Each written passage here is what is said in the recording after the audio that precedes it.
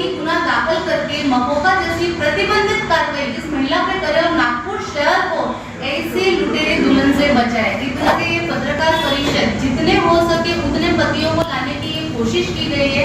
यहाँ at present अभी हमारे पास 5 पति है जो उस महिला के उत्पीड़न का शिकार हुए हैं और इस पत्र परिषद के माध्यम से हम ये रिक्वेस्ट करते हैं माननीय कमिश्नर साहब को कि जिस तरीके से उन्होंने 8वें पति की मदद की और गुना दाखिल हो गया, उसी तरह बाकी पतियों का भी गुना दाखिल करके मकोका जैसी प्रतिबंधित कार्रवाई इस महिला पे करे और नागपुर शहर को ऐसे लुटेरे दुल्हन से बचाए। इतना ही इस पत्रकार परिषद में मैं कहना चाहूंगी। आप सबका बहुत बहुत धन्यवाद। उसने फिर अपने लिए एक शोहर तलाशा और उस शोहर के साथ भी उसने इसी तरह से की। इस बार उसने सोचा कि अब मैं कोई गरीब आदमी नहीं फंसाऊंगी, बहुत मेंटल टेंशन होता है, पैसे भी कम आते हैं, इसलिए अब उसने शादी.com का रुख किया। फेसबुक से निकल के शादी.com पर गई और अब उसने देखा कि कोई मुझे सरकारी अफसर मिले। फिर उन्हें एक मोहम्मद तारिक अनीस मानकापुर में मिले जो कि बैंक के बड़े मैनेजर थे, जो अभी हमारे साथ में हैं। ये उनके 6th हस्बैंड है, जिसके साथ भी उन्होंने सेम तरीके की मॉडल ऑपरेंडी की, सेम तरीके के सेशन डाले। इवन आप जानकर चौंक जाएंगे कि एक वाइफ ने अपने हस्बैंड का 376 में डाला है। यानी this is a mockery of law. यानी जो जिस लॉ को एक औरत के बचाव के लिए बनाया गया है, एक औरत की सुरक्षा प्रदान करने के लिए बनाया गया है, उस औरत ने सेक्शंस को इस तरह से इस्तेमाल किए हैं कि वो अब उसके ढाल बन चुके हैं। और सेम चीज उत्पीड़न का ये सारे मामले उनके ऊपर भी दर्ज कराए और उनसे भी 20 लाख रुपए की वसूली की।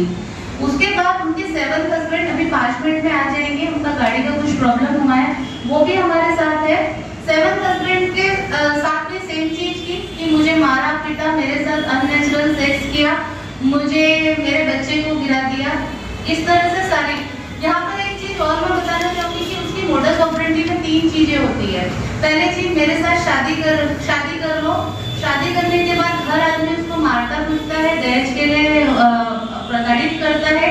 उसके बाद वो बोलती है कि मैं तुम्हारे बच्चे की माँ बनने वाली हूँ और मेरा बच्चा तुम्हारी मेंटल टेंशन से गिर गया है। तो न जाने अब तक उसने इन शादियों के दौरान कितनी सारी सोनोग्राफियां है जो फॉर्ज करी है और कितने सारे डॉक्टर इन्वॉल्व है इसके अंदर जो उसे डुप्लीकेट सर्टिफिकेट बना के देते हैं। इसमें बहुत ही बड़ा मतलब अगर हम देखा जाए तो ये औरत बेखौफ इतना क्राइम को अंजाम कैसे दे पा रही है? क्या इसके लिए कामठी पुलिस स्टेशन जिम्मेदार है जहाँ वारंवार तकरार दर्ज करा दी जाती है? धाराओं में तकरार दर्ज भी होती है, बकायदा फोन भी किए जाते हैं, बकायदा लोगों को बुलाया भी जाता है। मेरे बीच में 7th हस्बैंड का मैंने आपको बता दिया। अब इसके भुक्तभोगी 8वें हस्बैंड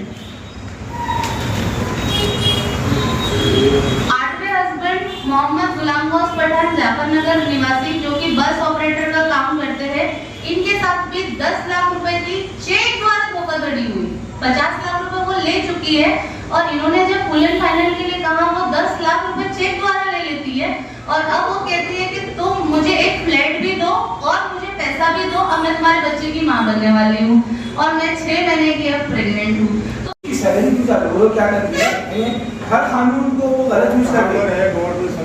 जिला इस्लामिया स्कूल के अंदर और काफी ऐसी लड़की, एक ऐसी लेडी मोमिनपुरा में टीचर यानी आईटी टाइप की टीचर अगर स्कूल में पढ़ाए तो बच्चों का क्या हाल होगा? बच्चों का भविष्य क्या है? चाहती हूँ कि हम 5 पति मिलकर एक डेपुटेशन देने जा रहे हैं। उस वक्त मैं चाहती हूँ कि आप 2-4 पत्रकार लोग जरूर हमें सहयोग करें ताकि हम वो पूरा कवरेज दे सके आपको कि 5 लोग हम जा रहे हैं डेडिकेशन देने इस्लामिया स्कूल में कि हम हमारे आने वाले भविष्य को क्या सीख दे रहे हैं, हम हमारे आने वाले भविष्य के लिए क्या एग्जाम्पल सेट कर रहे हैं कि जो मेरी टीचर है जो 10वीं को पढ़ाती है, 10वीं का बच्चा जो एक परिपक्व बच्चा हो चुका होता है वो सेक्सुअल अनसेक्सुअल रिलेशन है कि 7-8 जो देख रहे हैं। मेरे पास टोटल 22 लोगों की लिस्ट है।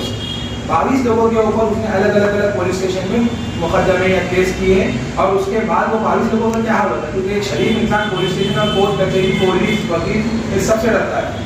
वो 22 लोगों में से 8 के हमारे पास पूरे एविडेंस है जिसको कहीं उनके पास मैरिज सर्टिफिकेट भी है, डुप्लीकेट उसमें उसके डाइवोर्स सर्टिफिकेट भी बनाई है, उनके ऊपर कई कोर्ट केसेस है, कई क्रिमिनल केसेस है। ये अब इसमें आप लोगों से हमारी ये वो है, तो मेरी गुजारिश है कि आप इसको इतना फैलाइए, अब कोई नया उसके इसमें टाइम ना आए, क्योंकि एक जिंदगी नहीं बर्बाद होगी। एक दिन 5-5, 10-10 ये साल हमारे सुसाइड करने को चले गए, इनको हमने इनको इतना डिप्रेशन में आए, सुसाइड करने के लिए जा रहे हैं, सुसाइड करने के लिए जा रहे हैं। वो हमारा जो है बेचारा, उसको तो हार्ट अटैक आ जाएगा हमारा। लेकिन ऐसे अब कितने लोग होंगे जिसको वो यानी जो पुलिस स्टेशन तक पहुंचने से पहले उनको ब्लैकमेल करके उनसे पैसे एक्सटॉर्ट करती है। दूसरी एक चीज आप इसमें अगर आप लोग उसमें हाईलाइट कर सकते हैं, जो आप बता सकते हैं, पुलिस प्रशासन, कोर्ट कचहरी, पुलिस, पॉलिटिशियन, इसमें बहुत से लोग इन्वॉल्व हैं, क्योंकि ये एक लेडी अकेली इतना बड़ा काम नहीं कर सकती। ये एक लेडीज के पीछे एक बहुत बड़ा एक सिस्टम चला है, सिंडिकेट है, उसके पास पूरी क्रिमिनल्स की गैंग है जो तड़ीपार है, उसके ऊपर इन्वेस्टिगेशन है, उसने एक वसीम बोल के है, उसके बाद शाही है, तो आप ऐसा उसके ऊपर कहीं ना कहीं गो करना चाहिए, पूरे तड़ीपार बिल्डिंग है, यानी अब इनकी एक सिंडिकेट ऐसे एकदम औरंगाबाद तक के पहुँच के काम करेगी। इसका काउंटर पार्ट औरंगाबाद में, इसका नाम वाजिद पाशा, वो 97 लोगों पे केस करता है। यानी आप सोचने की बात है कि एक सिंगल आदमी 97 लोगों के ऊपर केस करके उनसे एक्सटॉर्शन कर रहा है भाई। अब वो उन्हीं की रहनुमाई में या उनके गाइडेंस में यहाँ पे कांड कर रहे हैं। ये लोगों का बहुत बेकार, यानी लोगों की जिंदगियों से खेलने का इनका काम हो गया। आप कब संपर्क में आए फातिमा के, बताइए। मेरी पोस्टिंग आपको फातिमा नहीं, समीरा नाम है। Samira. My name is Fatima. तो मैंने जब उसके ऊपर केस किया था तो उसका अलग अलग चैनल्स के अंदर समरन फातिमा किसी ने डाला, किसी ने समीरा डाला है, किसी ने फातिमा, उसके नाम अलग अलग। 14 मोबाइल ऑपरेट करती है उसके, आज 14 मोबाइल नंबर है, 14 हैंडसेट है। उसमें क्वालिटी रिपोर्ट किसी को भी जाएंगे इमोशनल ब्लैकमेल करके उसको अपने साथ अटैच कर देंगे उसमें। लेकिन उसको जो काम करे उसमें कुछ पुलिस वाले जो उसको सपोर्ट करते हैं, कुछ पॉलिटिशियंस है जो उसको सपोर्ट करते हैं, कुछ ऐसे डमी पुलिस वाले हैं जो पुलिस वाले नहीं है लेकिन अपने आप को पुलिस वाले बता के सामने वाले को डराते हैं। एक पूरा सिंडिकेट चल रहा है, पूरा रैकेट है।